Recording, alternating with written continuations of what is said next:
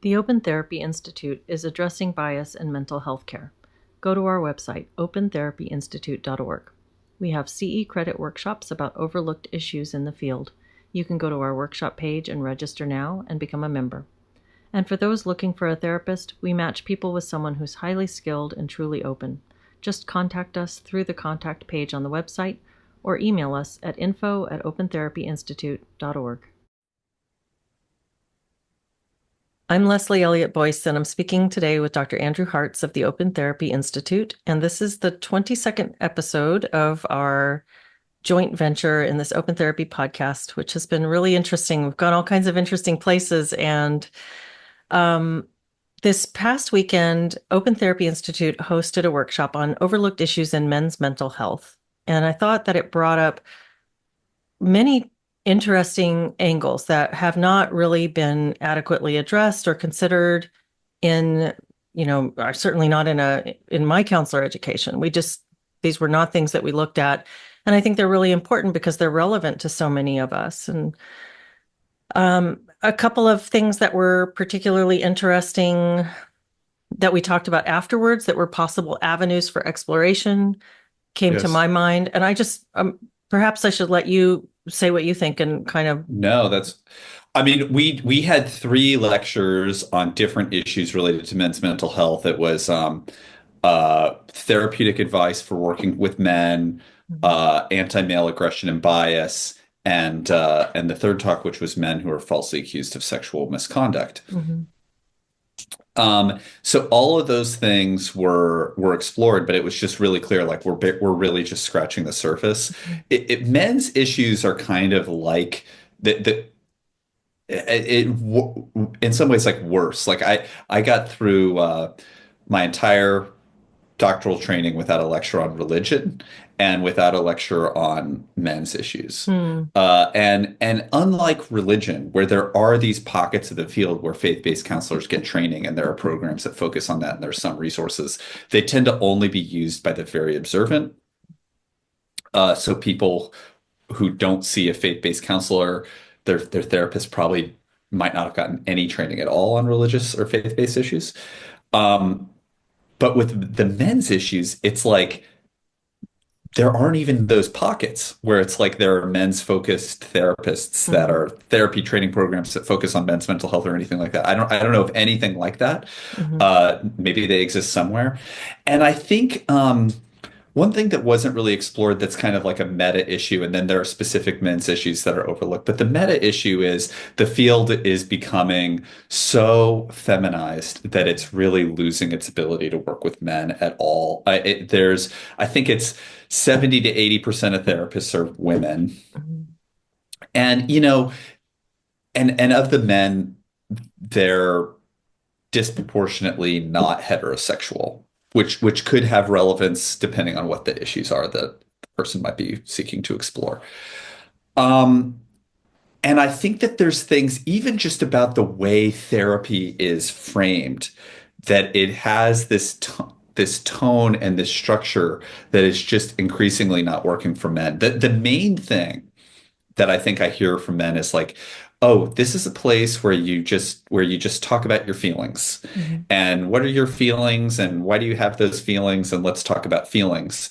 And I think it feels like a lot of men, it's like, I don't really want to do this. And where is this going? And what's the point of this? And it doesn't necessarily feel so useful that they're not like, oh, I just want to go in and just talk to somebody about my feelings for a bit. So I think my way that I usually frame it for men is just like one way of framing these issues for men is basically to acknowledge that the human brain and the human nervous system has all of the human emotions built into it.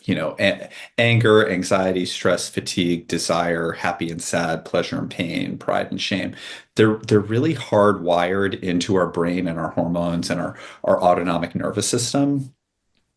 And they evolved. Animals have them too. And the reason that we have them is because they serve functions. They give us information, they drive behavior, and they're useful if they're understood properly. They can give you connection and richness and inspiration and energy and drive and motivation and insight about yourself and about others. And people who are very successful, including like you don't think about a CEO necessarily this way, but a lot of what CEOs do is social work. They get people connecting, they get people motivated, they kind of chill people out when they have a problem, they get people motivated around something, and they deal with conflicts, they get people on the same page. A lot of the work of leaders in politics, in business, is social emotional. Mhm. And and if men want to really be successful and thrive at anything that they're doing, like relationship, family, romantic stuff, dating, professionally, it's like that emotional piece is such a useful thing to have skill with. And your emotions, like the other thing, I think there's this if you don't attend to that emotional side of the brain, it doesn't mean it's gone. It's still operating. You're just not attending to it. Mhm. And you're not getting the potential insights from it or responding appropriately to it. And you're not using it the way that you could to get connection and motivation and richness and that people can get. So I think when I work really with most of my patients, but especially with men, I really start with that fact. And then the the benefit here is like this is a space where you can actually learn about what that is, that part of yourself, because then you can actually perform better and have more insight and more skill. And it's not just about crying about your feelings being hurt or talking about why you're, it doesn't have to look like that. It's like you feel whatever you feel. Mhm.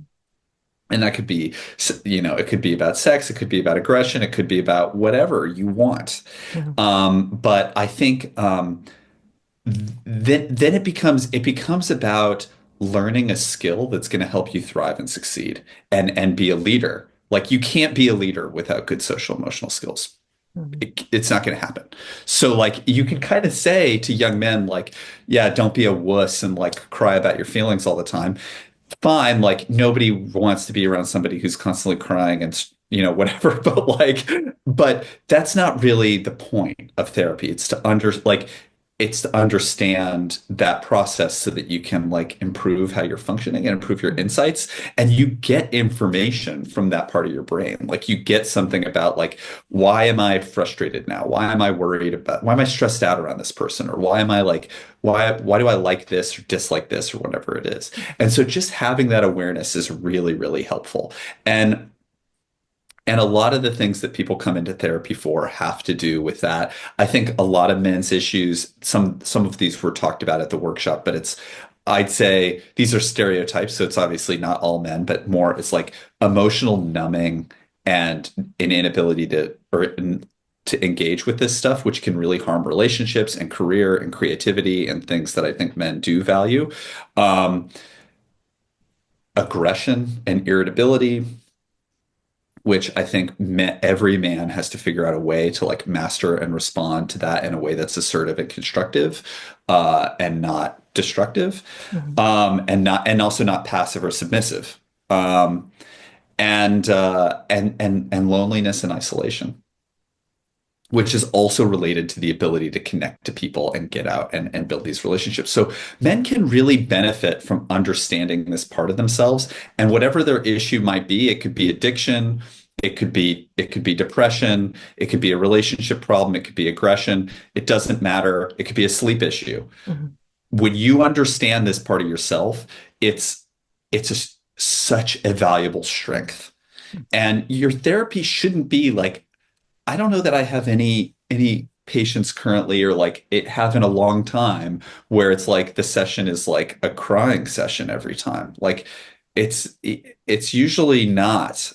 It's like, what are you thinking about? What is on your mind? What are you struggling with? And when you can access that emotional, motivational side of your psyche, it's a real asset. Uh, so I would just start by framing it that way, and then this is a place where you don't have to self-censor. You can talk about having like responses that are counterintuitive or contradictory or irrational or whatever they might be, and just talk through them and like to understand how to respond to things differently or better, or why you might be stuck on a pattern that's harmful to something that matters, your job, your relationships, your family. Um, and it can be very, very useful. The idea that it's like, oh, and how did that make you feel? And why do you feel this way? And maybe cry about it. And it's like, that's just sounds like bad therapy to me. It doesn't sound useful. And it sounds really cringy. And I think a lot of the stereotypes of like this, or if the therapist is just useless, like you come in, you talk about whatever you want, and the therapist just says, yes, tell me more, and they don't offer anything. Like I think it's best when it's an active collaboration where you're actually like reflecting about and talking about these things. Um, so I just think that there's things about the way it's framed. A lot of times, like when therapy towards men is framed in a way that's like very cringy to me. I think the outreach to men seems really, it would push me away from therapy to hear this. Like real men have the ability to cry, or like it's like, or to be vulnerable, or like it's stuff that actually like heightens the reasons why men don't want to go in. It's about talking about your emotions, is in a lot of ways it's about becoming less vulnerable. You're more aware of Mhm. what you feel and who you are, so you can be more assertive and stronger and more effective. It's not about making you weaker and weaker and more passive and crying more and vulnerable and like and so I think that and it's interesting because I think in the past, I think going back to the early days of psychotherapy, I think it was more of kind of like collaborative exploration about this side of stuff, or even like a goal focused. We have a specific goal in mind that we want to understand, why is this happening, and so that's just kind of a general point. Maybe it's like a point about good therapy in general should be framed in this way, but there's a lot about how it's branded that I think like definitely alienates men, and it doesn't need to. Um, eh, eh, so, and I also don't think the other thing is I don't think everybody needs to be in therapy all the time. I don't think you need like endlessly ruminating about this stuff, but like you'll probably ruminate less if you have more insight, and Mhm. like like, oh, I'm upset about this, and what helps, like, and so I'll just like let it go. It's like little things, it's true, like little things in your life that aren't that important shouldn't derail you. Mhm. If they do, it's sometimes worth thinking about why you're getting so derailed by these little things. But like the big things weren't a response. And you can't like, and you do need to like respond when there's like major problems in your life, Mhm. speaking up, or whatever it is. So I think I see uh, men almost like internalizing um, like female models of emotionality that don't work for them. Where in order to like be emotional, they're like crying or talking about their feelings all the time, or like, or I guess maybe another model might be like with parenting, the way that like I think a lot of dads feel like they when they want to become involved parents, they become like maternal, Mhm. Mhm. because they don't really know how to be paternal, and there's not really a good model for like being a dad. So being involved parent means like being just like mom, and it's like that's doesn't feel comfortable to them. That's not who they are, but it's who they feel like they're supposed to be.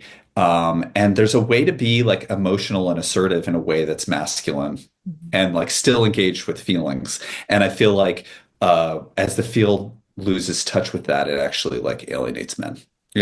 Through not like through like imposing this model of emotionality that just doesn't fit who they are. Mhm. Yeah, that's a really helpful framing, that sort of therapeutic tone as you see it, that would work better when working with men. And going back to something you said sort of early in the conversation about how the therapy fields have become very feminized. It's really interesting to think about. I think as people, we all want the same things and are driven by the same things, but in different balances. Like we all have the same needs for connection and for to be admired and to be respected and to be thought of well. And to have all the things that people want from each other in their relationships, but they do come in different balances. And you can stereotype men and women if you want, but in general, there are themes and ways in which things play out differently or manifest differently in men than women. And when a field does become so heavily dominated by one of the sexes, it is interesting how that sort of forces a particular worldview or point of view on everybody without a lot of respect for the innate differences in how these sorts of themes in life will manifest or be how we'll be receptive to them. I think I've been realizing more and more recently. The casual dismissal of masculinity or derogation of masculinity that you see right now. I can remember sort of my earliest experiences with that, like with friends who would just really kind of put men down and very easily make fun of men. Oh, men are just this or that. And it never really rang, it felt uncomfortable for me because I grew up with brothers and a dad that I really loved. And so this kind of casual male bashing, just it was in the culture, it was around, it was a thing that women do. I'm sure that the opposite is also true. There's these ways in Yes. which people can be very hostile and negative towards the opposite sexes. But when I started to hear that in graduate school and hear the sort of talking down about cis het white men, this is the group that you can really Right, put right, right, down. I don't think I really realized until more recently just the impact that that does have on individual men. When you are the only guy in a room or one of just a couple of guys in a room, and it's right. really okay to hear your classmates and professors make fun of men and masculinity in these really easy offhand sorts of ways. And you think about like the psychology profession, who professions like applied psychology, counseling, et cetera, the people who are going to be drawn to that are going to be open, sensitive, Right. agreeable people, men or women. And to hear yourself be put in that category, it's kind of like I can say that it was hurtful to hear white people be put down while I'm Right. in the room. But for the men in those groups, it must do quite a number on them. And then to go out and work with your clients or patients, you're bringing some of that with you. And I don't know, that's sort of piggybacking off of what you were just saying about setting a particular therapeutic tone. Like, where does this come from, and what is it doing to the individuals who are being taught in this particular way?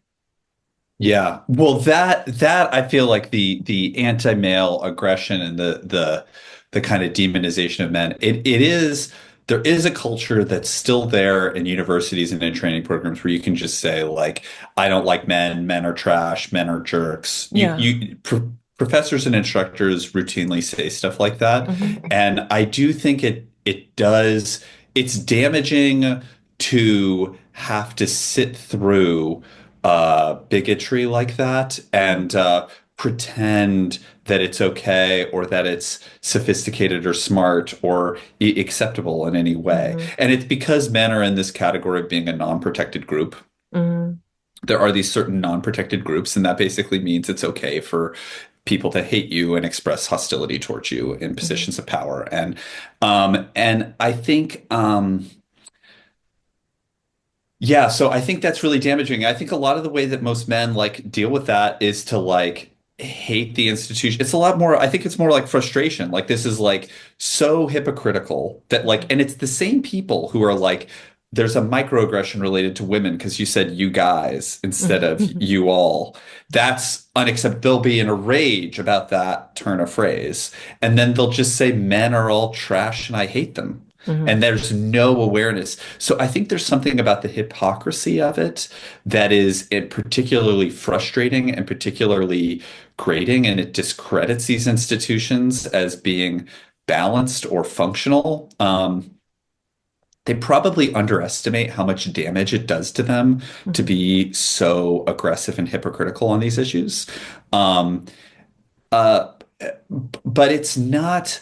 See, and I think my view is a man who's responding to this in a way that is attuned for him and is like actually like you could be like, this is outrageous Mhm. what's happening.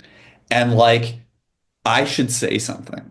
And how am I going to speak out in a way that is actually effective? Because if I go into a rage, I'm just confirming these stereotypes in their eyes. And it's an understandable response, I think, but it's not going to be effective and it's going to be high cost for you. Hmm. So how do you, talking about emotions, how do you use the understandable frustration that you feel about the hypocrisy in these systems to be assertive in a way that's effective? Hmm. You know, that's the conversation. That's a conversation about feelings, Hmm. technically. But it's one that's actually more in a language that I think men could actually see Hmm. as more, rather than framing it as like, oh, that must have made you feel really sad and lonely.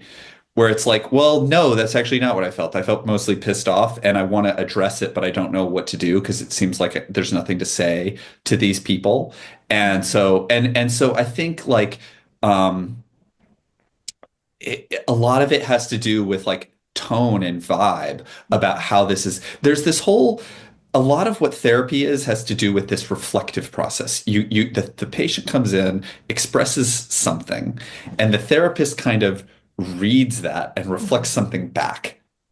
And Hmm. so like this is partly why I think like men might really prefer a male therapist and maybe if they're heterosexual specifically a Hmm. heterosexual male therapist because there's what's the mirror that's coming back to you, you know, and is it actually reflecting something that's helpful and accurate for you? Whereas like for me, I hear that and I kind of know like, yeah, that would probably be it's really hypocritical, it's really aggressive, and I get why that's frustrating and like what can we do about it? Hmm. That's what I would reflect back. And I think that there's a lot of very well-meaning female therapists who would reflect back that must be so hurtful for you. Hmm. Whereas I don't think that would land the same way. They'd be like, no, that's not really how I experience it. And you're almost like pushed to feel a vulnerability that doesn't feel useful to them or makes or heightens the sense Hmm. of like what they heightens like a non helpful response that actually doesn't help them process it the way that feels right to them. Hmm. And I saw that all the time. Like I saw that with really some people, really talented female therapists. Some of them I think were totally brilliant, but they would respond with just their mirroring was Hmm. just very feminine. And it That's was kind of like interesting. the type of the it's like the patient hits a note and then it bounces off the wall and it comes back as Hmm. like, what's the note that comes back? And I think like I would want to hear like, yeah, that's totally insane. Hmm. Like some reality, some like grounding in reality that this Hmm. is, yes, we live in a time where this type of like aggression and hypocrisy is tolerated and that's Hmm. nuts. And it's not, and it's totally frustrating. And like, and then how do you respond? How do you respond to it? But I think I feel like that and it seeps into the literature and it seeps into the training when your supervisors are encouraging you to reflect back. No, tell them to like go deeper into their feelings of vulnerability about this experience.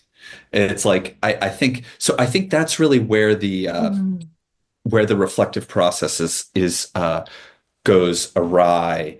And even among a lot of male therapists, because they learn to be therapists Hmm. in this environment, and then they kind of get attuned to like, you're special and like probably feel vulnerable, and that's okay here or something. It's okay. Like Hmm. I don't know. It's like this whole thing that's like, I wouldn't want a therapist to respond to me that way.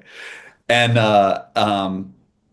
so yeah, I think a lot of that subtle piece of just like, and it's like it's hard to even articulate. I think exactly what that is about what where the mirroring goes off. It's interesting. I wonder if at the risk of being too broad, if a part of the sort of, if we can use concepts like feminine and masculine, which, again, going back to the idea that everybody does want a lot of the same things, it's just in different balances.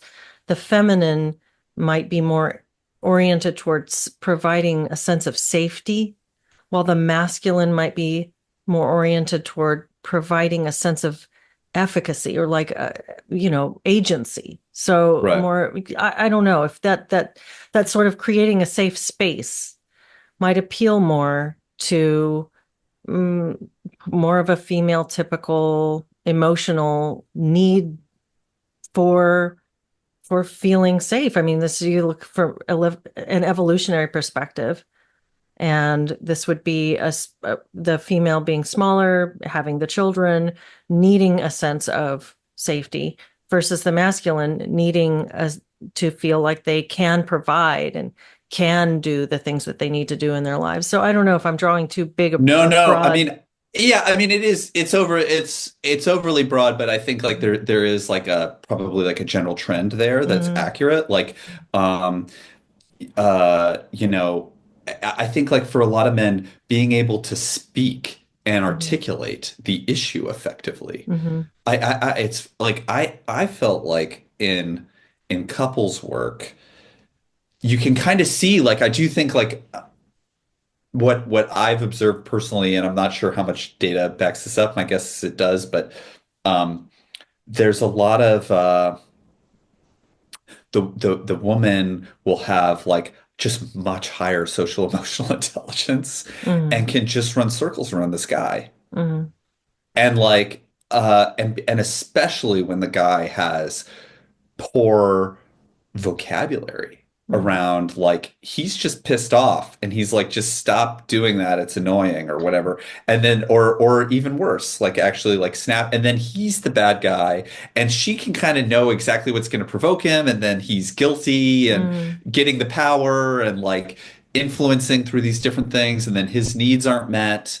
And so I just think lots of different like emotional dynamics like that mhm, that are probably fairly common where the man actually probably needs more help articulating what the problem is in an assertive, constructive way that allows him to be to solve problems and respond assertively, as mhm, opposed to, um, I think some approaches where it's like it doesn't address that imbalance and it just says, no, the problem is we've got to get the guy crying more and talking about how vulnerable he is. mhm, And it's mhm, like it's incredibly emasculating. And then when he doesn't want to do it, it's like, yeah, that's just what toxic men are like. They don't like to engage with emotion, but they're not really being helped to identify and articulate what they feel in a constructive way. mhm, And and that's I think probably a lot of the central issue. mhm, Even like with a like aggression,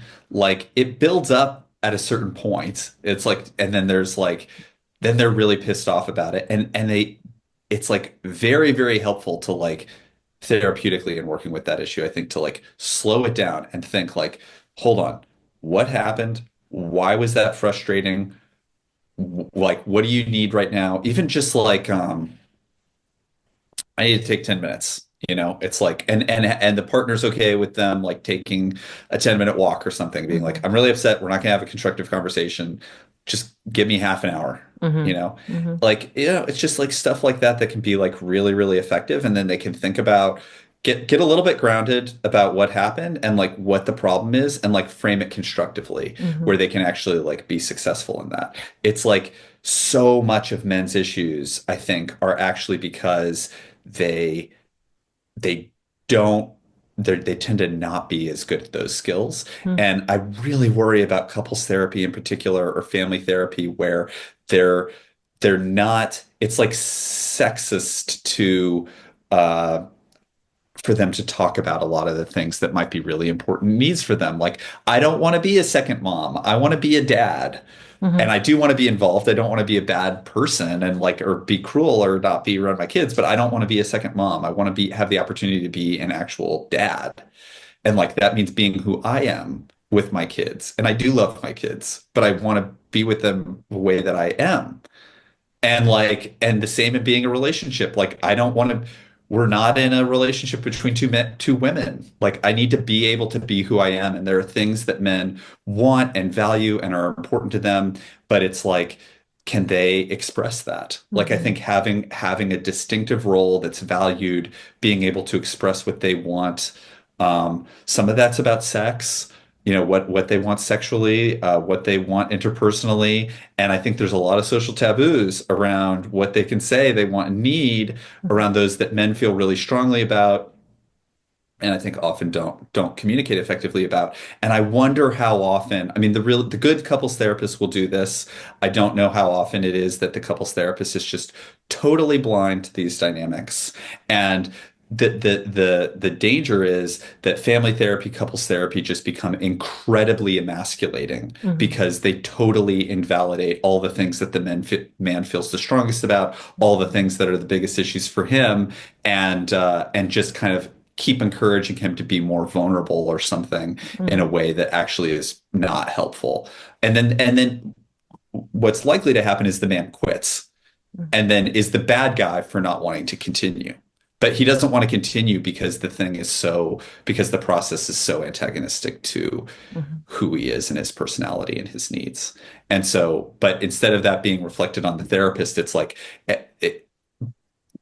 it's reflected poorly on the man, Mhm. supposedly.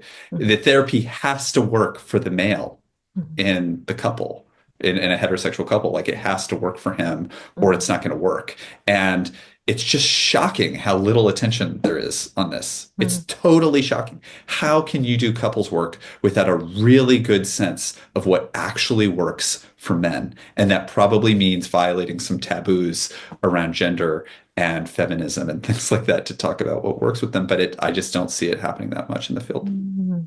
Yeah, that's really interesting. It's a really, there's so much to talk about in this. Like, for instance, with regard to sex and relationships, what I saw in my training and what I hear from a lot of therapists is that the trainings that they're receiving are really kind of all about anything goes. So there's no promotion of the monogamous heterosexual relationship. Mm. There's kind of oh, it's not working for one of you. Well, have you considered polyamory? Have you considered opening Right, up your right, relationship to ethical non-monogamy? How about some right, BDSM? How about kink? Let's right, talk about right. this stuff. And so you've got this new strain in the therapy profession that's really promoting a breakdown of structure and really kind of working against both people's needs in this particular way, as far as I can see, both not just people, groups, men and women's needs in this regard. And um, I guess a bigger question that I have is sort of what this kind of comes back to a big question I've had for a long time is how do we make sense of sexual ethics and sexual morality in the modern era? I mean, we've got the therapy profession is both saying anything goes as long as it's LGBTQ and kink Right. friendly and all of these kinds of things. And you can't corner somebody into cis het monogamy. But also at the same time as we profess to have this sort of DEI LGBTQ morality that we're going Right. for, we're also saying don't impose your morality on the client. Just listen to them and help them to guide themselves. And you're supposed to be there to learn with them what they want and help them figure it out. Meanwhile, we have the DSM, which is basically a book of morals in a sense, because Hmm. these are the ways that you're screwing up the morals. Here's all the ways we're going to diagnose you because you're not falling in line. So Right. it's like a reverse book of morality. So what is it anchored in, and how do you help a couple to find their way if there's no backdrop, if there's no solid foundation underneath of all of this? Do you have a sense of that? I might Yeah, not be no, I articulating see that what very you're well. saying. I see what you're saying. I mean, I think with the DSM just has very muddled ideology. It's Hmm. tries to be non-ideological. Obviously, there is an implicit ideology in it. I Hmm. think the ideology implicit in it is really messy and Yeah. well, but without going into that can of worms. I mean, there is my concern is that people aren't thinking, they're not thinking clinically about sex. Hmm. Whatever the person's doing, just to think about this has meaning for the individual and for the Hmm. relationship. Hmm. And like that's the piece that it's like, because if you're just reflexively, oh, whatever you do is good, because it's like you're not thinking. I had, and maybe this has changed, but I had sex was another issue that I surprisingly like, and I trained at different analytic institutes in New York where there was no sex. Mhm.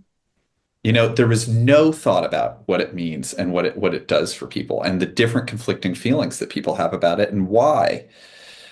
Um, and so it almost feels to me like it's the opposite. It's actually that the thinking about sex is really underdeveloped. Mhm. Um, people that people clearly have attachments and feelings about sex. Like, why isn't everybody going to sex clubs and doing polyamory and open relationships? Why not? They're, I mean, you could say, oh, they've all just internalized the patriarchy or something. I don't think that's a very thoughtful response. There's something that doesn't feel good about too much casualness around sex. It can be very alienating to people. It can feel very isolating. It can be wounding. You can have all the different types of complicated feelings about it that can lead to loss of connection with people, numbing. And in my experience, a lot of the people who have been most interested in that, like those types of movements, have a history with addiction or trauma. Mhm. I'm not saying everybody, but uh, this is anecdotal, but that's like there is something there. And I worry that when that people dissociate their attachment to people in order to do that stuff. They dissociate intimacy, they dissociate depth. You have to turn off part of the psyche. I mean, I get there is a part of our mind that like fantasizes about all kinds of sex and it lives in a fantasy space. It doesn't necessarily mean that you want it in reality because when it's real, you're going to feel other things about it that you might not expect. Mhm. Um, I was listening to like Bill Maher. I was talking about threesomes, and he's like, it's good for the ego, but it's not sexually gratifying. Like it's like Hmm. you're like, oh, you're with two women. I'm awesome. This is the best thing in the world. But it's actually like there's less intimacy, and it's like less gratifying because it's like, what are you doing? It's like you want to I wonder how much of it is like this is Bill Maher, so I'm not, but it's almost like I want to see myself as a guy who's had a threesome, and Mhm. so I'm doing this to be able to like. It seems like it's almost more of this ego self-image thing more than it's actually gratifying. Even though the fantasy could be there's all different types of fantasies that people have that are men and women that they're sometimes very uncomfortable with, that they have Mhm. fantasies that if they were to enact them, might not feel so good. Right. But I think like in people who really do get into a lot of that stuff, often they have to turn off feelings that they have, and sometimes they actively repress them. Like I, it's backwards for me to do that. I shouldn't feel attached to this. I Mhm. shouldn't feel hurt by this. I shouldn't feel lonely because of this. Um, and so they end up repressing feelings that they have about this stuff in order to fit a culture or something that they've Mhm. idealized for whatever reason. But I just don't see the stuff that's happening about sex that I see is like what you're saying. It's very ideologically driven. Everything should be okay. It should be, you know, it's not really thinking clinically about what do people actually feel about it. What does it Mhm. actually mean for people?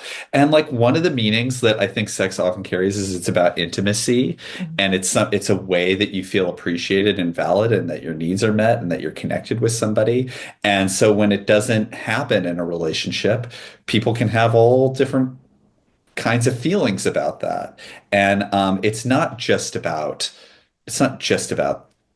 being sexually gratified. It has all Mhm. these other meanings wrapped into it. And I just worry that the field um, maybe doesn't think carefully enough about it in its in kind of going reflexively towards these particular ideologies. Mhm. Mhm. Um, but it's definitely important to men, and it's definitely important uh, to relationships. Um, and men and women might have different relationships to it or different ways of kind of meeting halfway about it or making sure that it works for them. Um, Yeah. yeah. Well, and with that, like, how can we do a better job culturally talking about what men's needs are and setting up a paradigm of healthy masculinity in the modern era? I mean, we've certainly heard all about toxic masculinity.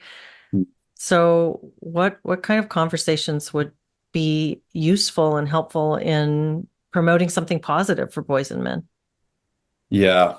Um, it's definitely worth I see I I thought that I think that it's my experience just this is I guess just like how I was exposed to ideas like there was kind of one camp that it's just sex. You shouldn't Mhm. have any feelings about it. It's just sex, whatever.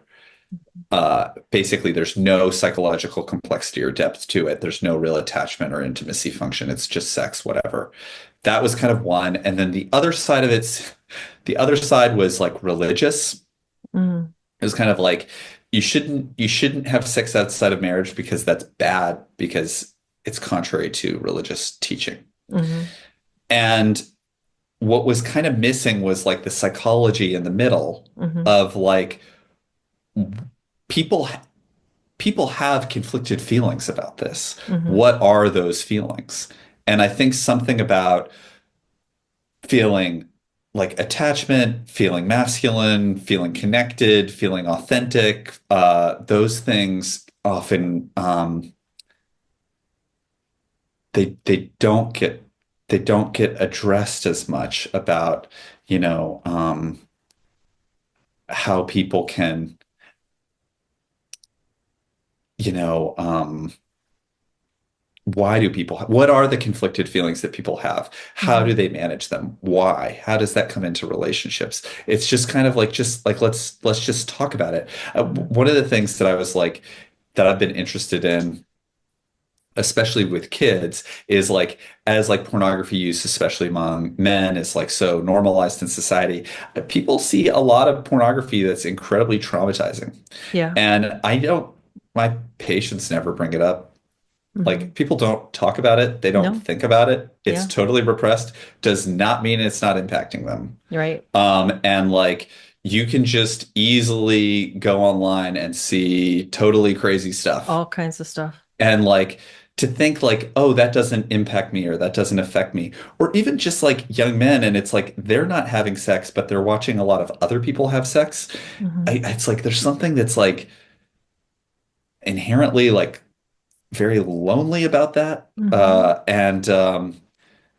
Um, so I think there's all different types of but just to recognize like there are things connected to sexuality like intimacy, attachment, connection. It can be a very deep personal thing that's really meaningful. Mhm. And but it's hard to sustain that, I think, in a culture that like can't it's kind of stuck between like a kind of the reason why I don't like the religious arguments, and even though a spiritual person, is that they don't answer why. They just kind of Mhm. say, "Don't do this because religion says it's bad," Mhm. and Mhm. that is a bad argument. Even if you're 100% right, that's not the way to make that argument. You need to actually explain why this has meaning to people and why how you think it should be practiced is going to be better for people. And Mhm. like you, and I feel like it often not without exception. I think there are people who do that, but um, that's a losing argument. Mhm. Mhm. Yeah, it's sort of appealing to a primitive level of morality, like moral Yes, development, really, like thinking of Kohlberg's stages or something.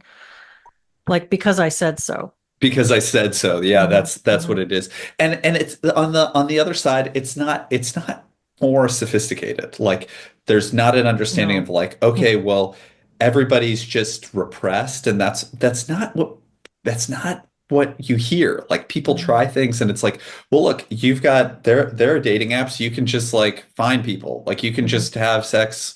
Like I don't know. I mean, I'm not saying everybody can. I know that it's hard for a lot of people, but it's like you can just like find people and have as much sex as you want. And it's like people choose not to do that. Mhm. Why? Mhm. It's like because there's something about like we are animals that like attach. through Mhm. sex, and Mhm. it matters to people. And when that's done in a, I wonder about people who you have sex, you attach, then it ends really quickly. Then you have sex with somebody else, you attach, it ends really quickly.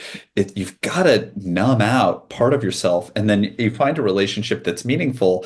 And I imagine that it's really hard to reestablish that Yeah. function. Yeah. Um, and but I just don't see. I just don't think there's this. I'm not dogmatic about any of this. Like it's Mhm. really like whatever. Like our job is to like help patients with their goals, and people have different values and personalities. And Mhm. but just to think clinically about what's Mhm. happening, and I just don't think we have a great understanding of it. No, I think it's fantastic to just delve in and sort of explore these things because there is so much in the gray area.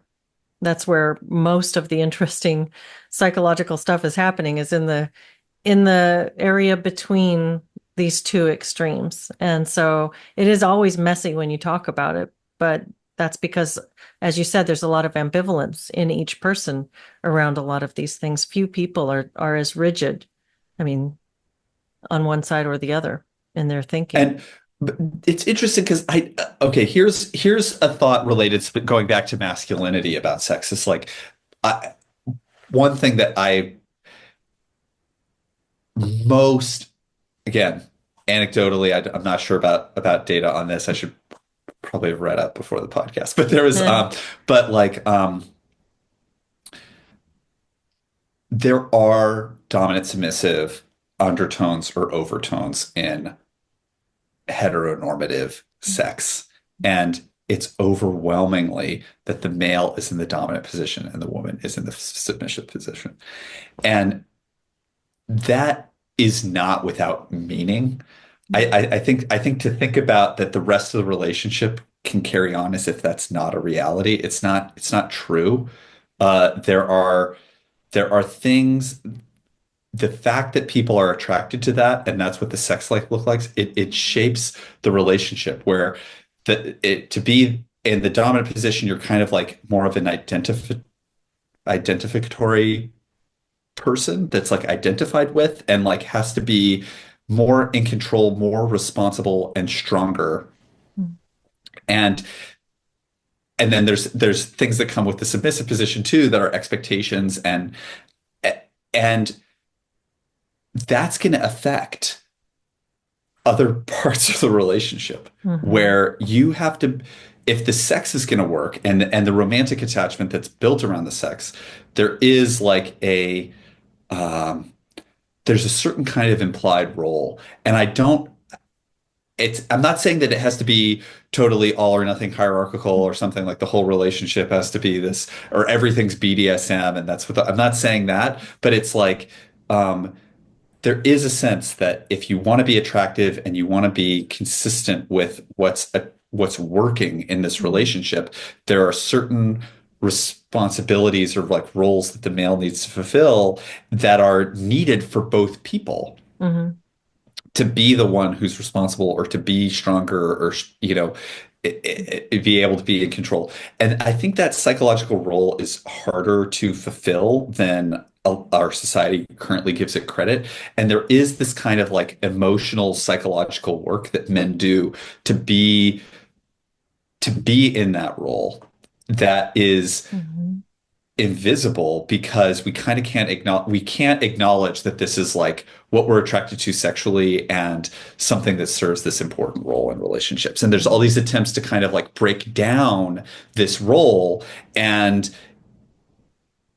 I don't think that necessarily works for people. So like and that's another place where a couples therapist kind of, if in order for this relationship to work, I think you do need the roles that the couple gravitates to work Mhm. for them, not just emotionally and interpersonally, but also sexually, or Mhm. it's not going to work. And so, but I don't know that many. I can't think, maybe there are more than I think, like therapists who would feel comfortable sharing something like that with patients.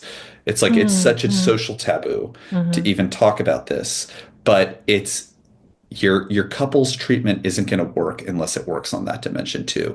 And it has a lot of like implications that I think people are uncomfortable with. Yeah, and what's including the interesting, couple. The couple can be yeah, uncomfortable with it.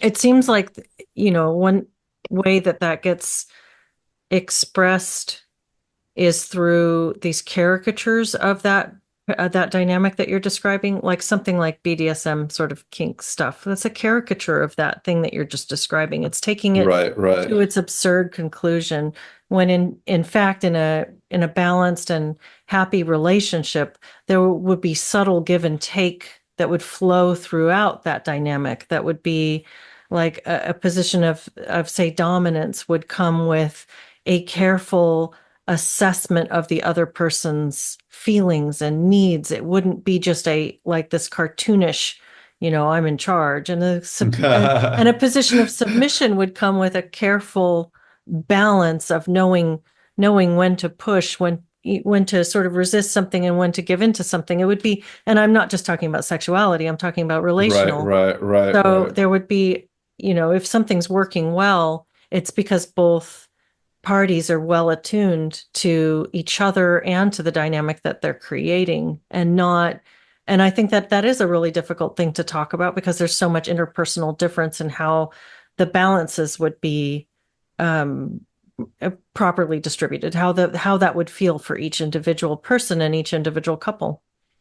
Yes, and you can't like I think that comes from like my sense of just repressing that this is like part of who we are as humans and part of who we are as men and women. You're going to get people who kind of get more and more towards extremes one way or the other. They're kind of more emasculated. They're afraid of being Hmm. in the masculine role. They're kind of Hmm. like maybe internally sexually repressed about what they want and what they desire, and they're more submissive and try to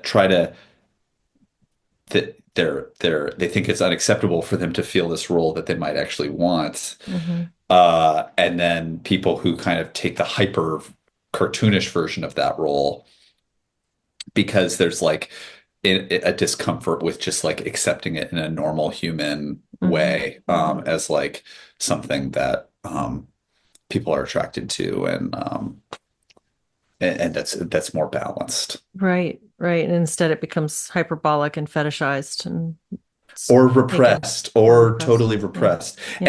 and it could very easily like have active be something that's very active in the man's sexual fantasies or pornography use, and then like not applied to the relationship because he's Mm. uncomfortable with expressing what he likes and or what he's Hmm. attracted to, and occupying a place Hmm. that's like more Hmm. of like, no, I do want to be the male, I do want to be in that role, that's what I am, and being able to accept that in a way that's more balanced. Hmm. Yeah. That's really fascinating. And I, I feel like there's several things that I could talk to you more about. We need to Yeah, be yeah. mindful of time and not go into it too much, but just for future discussion, one of the things that you were talking about there has been something that I've thought is really impactful in a way that I don't think we really understand yet as a culture, but that pornography as the elephant in the room, as this thing that's being consumed on a really massive scale in Right, significant amounts, people consuming a lot of spending a lot of time on this, really engaging with it to an extent right, that wasn't even possible in the right, right. past due to what we have on the internet and how things have changed. And I I think that it's likely impacting relationships and individual mental health for men and women in really significant ways right now. And so I wonder if in the future you'd be interested in talking about that a little bit more. Yeah, I'm interested. It is like a massive social trend that needs research and scholarship. I mean, all these things, I mean, this is why I feel like the Open Therapy Institute is so important, is like with a lot of these things, like we can kind of riff on it. And it is good to start the conversation on it, which is like I think a lot of what we do here. But it's like we need scholarship, we need data, we need studies, we need like I think that's that's just missing on so many vital topics. So it's like I think I am a little bit hesitant to like speculate too far and wide about Hmm. what this means for people. Um, but it's it's it's hard to imagine this stuff not impacting people. And And I mean, it clearly does. It clearly does impact people's behavior and people's sex lives. I mean, there's so much like more erectile dysfunction is like Yeah, one of the things that we do have as a data right. point. And I think about people who have these like very active sex lives where they want to have sex with lots of people, but they have erectile dysfunction. Mm-hmm. And it's like, I don't know. There's Mm-hmm. something like, what's this about really? Uh, Anyway, I think that's one. And it's like, and I think it also highlights, like, I know we talk more maybe about the sexual issue here with men, but like there's so many issues with men's mental health that like I Mm-hmm. think we should talk about more. Before we recorded, we were talking about like failure to launch and issues Right. with young men, Yeah. dating issues, um, difficulty dating, difficulty we obviously like there's family dynamic stuff. Um, I think there's just lots of one of the talks that we didn't talk about was accusations of sexual misconduct. And so I think there's just lots and lots of issues. Mental health really needs, there probably needs to be something that's rebranded where men can get some of this knowledge and these skills in a way that works for them. And it might be something that's actually like a pretty different format than the one that we currently have. Maybe Mm. it's more Maybe it's more physical, maybe it's more group based where people talk about this stuff. Maybe it's just there might be a need to really rethink how we're doing it because I think men aren't getting really, really vital skills that they need in order if they want to succeed and lead and do what they want to do. Um, but it's worth thinking about the best way for them to get that. Absolutely. I agree. I think that's really fascinating, and I think there's a lot more to be said. I agree with you about the need for scholarship.